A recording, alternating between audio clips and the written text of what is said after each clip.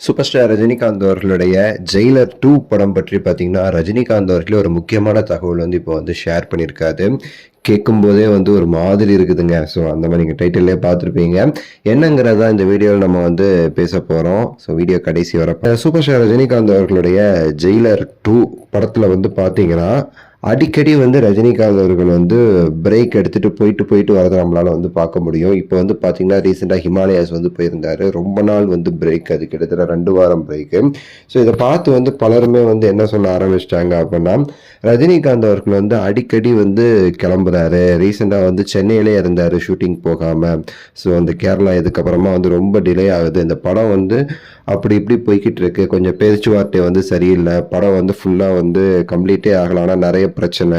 இந்த படத்தை வந்து ட்ராப் பண்ணுற மாதிரி வந்து பேச்சு இருக்கு.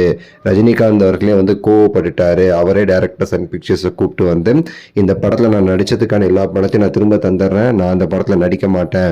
ஸோ நெல்சனுக்கு எனக்கு ஒத்து வரல, நெல்சன் எனக்கு பிடிக்கல, அவர் கூடலாம் என்னால் நடிக்க முடியாது அப்படிங்கிற மாதிரிலாம் வந்து ரஜினிகாந்த் அவர்கள் வந்து இப்படி பேசினாருங்கிற மாதிரி ஒரு செய்தி பரவுது. நம்ம எல்லாருக்குமே தெரியும், ரஜினிகாந்த் அவர்கள் அப்படிப்பட்டவர் கிடையாது.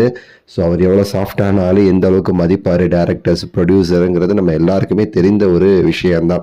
இது ஏன் இப்படி வந்து பரவுதுன்னா, ஜெயிலர் 2ல வந்து அதிகமாக பிரேக் எடுக்கிறான்னு சொல்லிட்டு இதை பற்றி வந்து ரஜினிகாந்த் அவர்களே வந்து அவருக்கு நெருங்கிய வட்டாரங்கள் வந்து இந்த செய்திலாம் பரவுதே, என்ன உண்மையா அப்படிலாம் சொல்லி கேட்கும்போது சூப்பர் ஸ்டாரே சொல்லியிருக்காராமா, அப்படி ஒன்றும் இல்லை, நெல்சன் வந்து சூப்பரான டேரக்டரு.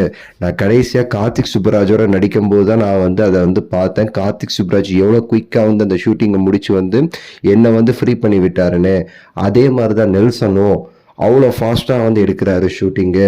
அவருக்கும் ப்ரொடியூசர் மேலே அக்கறை இருக்குது. அவ்வளோ குயிக்காக வந்து போயிட்டுருக்கு படம். நாங்கள் நினச்சதோட முன்னாடியே முடிஞ்சிடும். அதனால தான் எனக்கு அவ்வளோ ஃப்ரீ டைம் கிடைக்கிது, நான் வந்து இந்த மாதிரி ட்ரிப்பு போகிறேன் அப்படின்னு சொல்லிட்டு ரஜினிகாந்த் அவர்கள் சொல்லியிருக்காராமா. ஸோ பொய் தான் பரவுது, அது உண்மை இல்லைங்கிறது தான் வீடியோ.